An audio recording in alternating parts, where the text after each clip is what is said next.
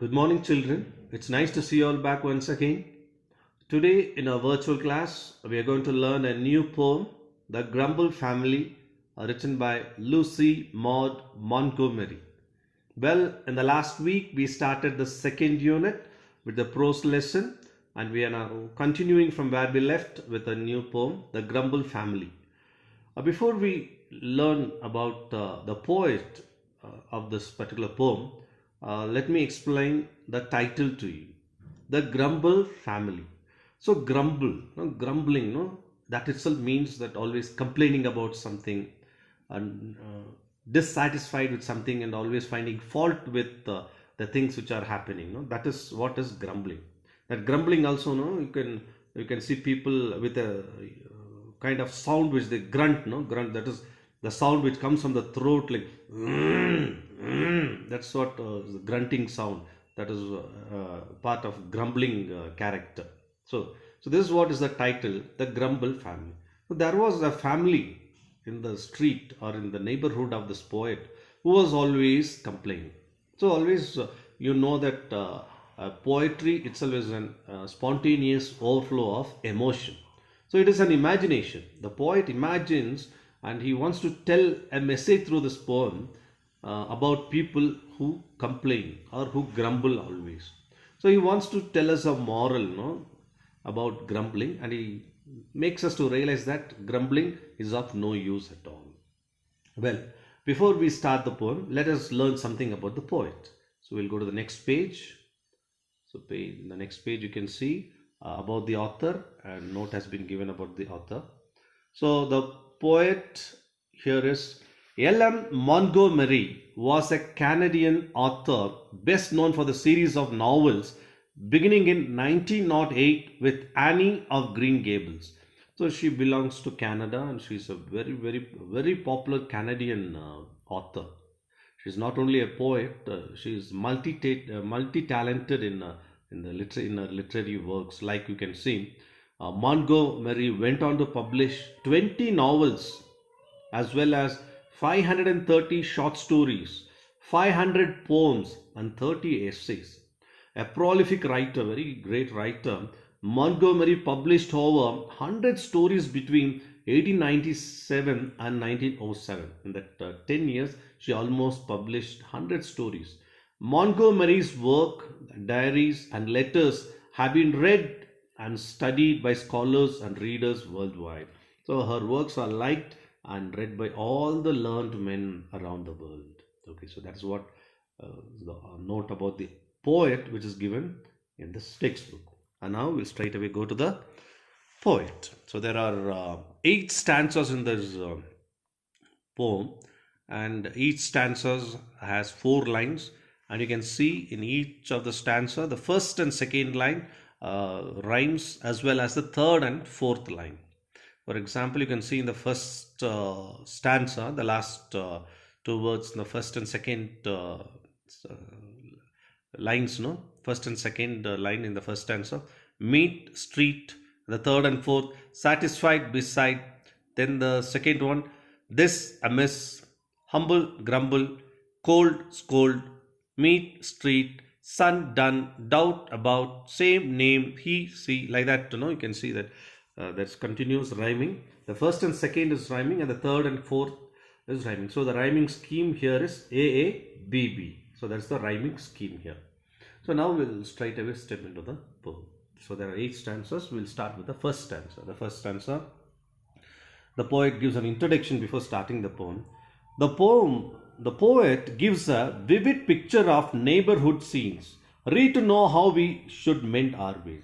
So he imagines and tells something about his neighborhood. There are people who grumble. There are a kind of people who have the habit of grumbling always. Now he is telling us how to, after knowing about these kind of people, how to mend our ways, how to change or how to change from the bad characteristics which are present in us, if at all if we are also a character of grumbling. So that's what he's going to tell in this poem. The first stanza. There is a family nobody likes to meet. So in his neighborhood, the poet says there is a family and nobody likes to meet them. They live, it is said, on Complaining Street. And why they don't want to meet is the reason is they always complain. And because they are always complaining, the street in which they are living is named as Complaining Street. And in the city of never or satisfied, and the city in which they are living, they named it as never or satisfied, because those people who complain always are the people who are not satisfied with anything. Such are the people who will always complain. And beside that city there was a river, and they named that river as the river of discontent. Beside, discontent means dissatisfied, not satisfied with what they have. So that is what they did. The poet says, in the first stanza. So what he tells in the first stanza is, nobody likes to meet this particular family in his neighborhood.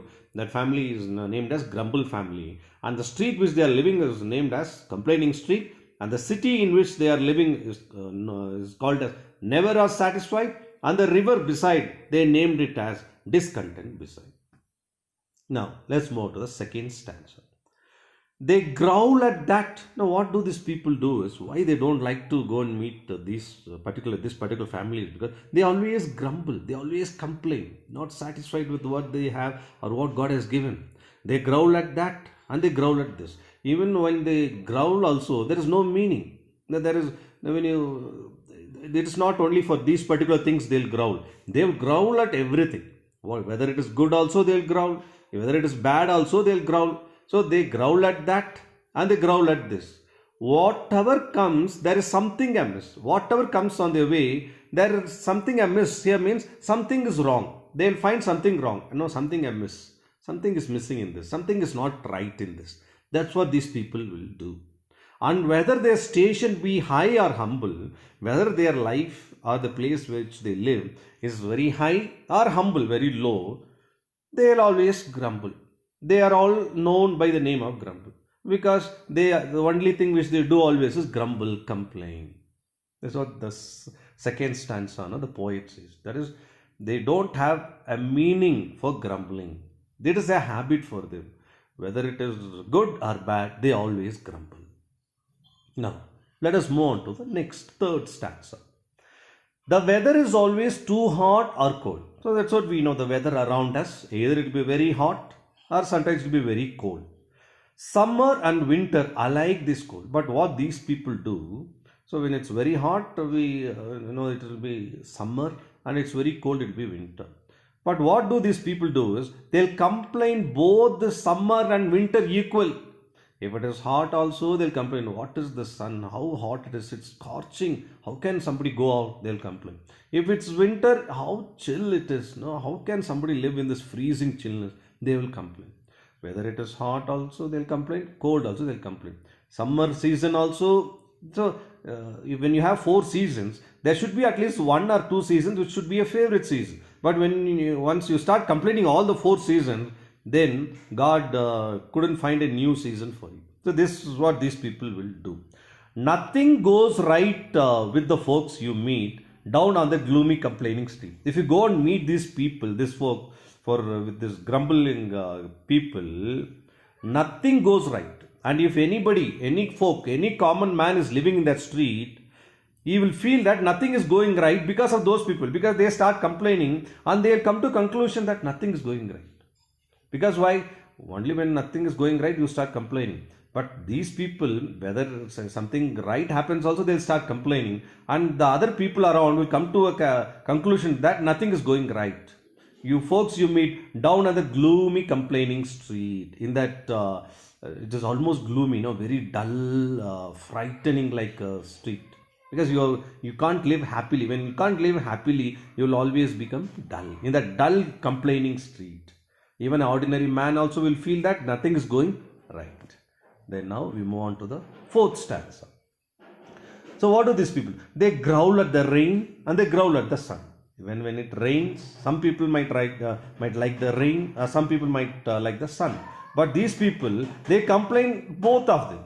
They growl at the rain. If it rains also, they'll complain. If it is sunny and if the sun is very bright also, even then they'll complain. In fact, their growling is never done. Their growling never comes to an end. They keep on growling. They are that much energetic, energetic enough to complain about something. That's what they do throughout the day.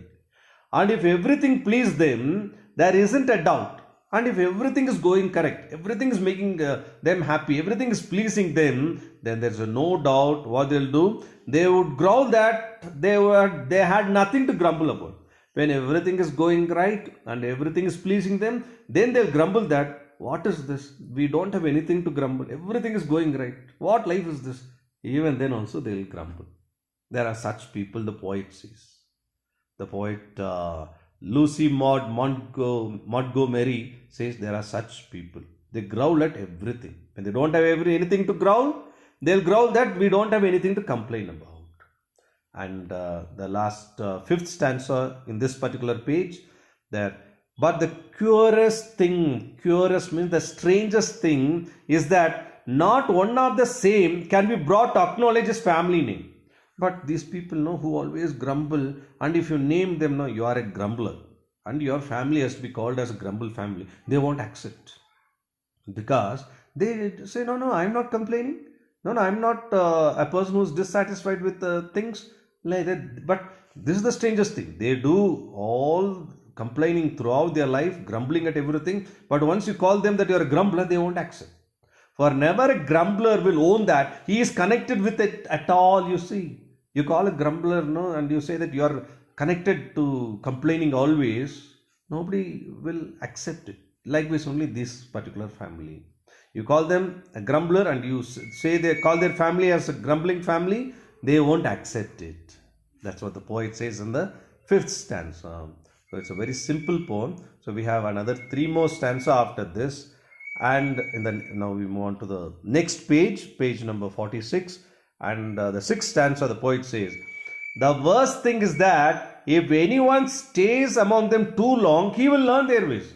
And just take in case if somebody goes and stays with them and he stays for a little longer, even he will learn the same thing. That is complaining. The thing which he learns easily from them is complaining. So only he is telling, never go to that street at all. And if you start living in that street with them, even you will get the same habit. And before he dreams of the terrible jumble, he is adopted into the family of grumble. Before he dreams of his, so he will have his own dream of jumble. Jumble, no, confused things are not in an order, jumbled one, which you have to rearrange. So he will have his own dream about his life. And all will be jumbled. Which one I should do first, which one I can accomplish like this and all. He'll be dreaming. Now, once he goes and joins with that family, all his dreams will go away and he will be adopted. He'll become the son of grumble. He'll become one of the family member in that grumbling family. So that is what will happen if they go and stays there. This is what the poet says in the 6th stanza.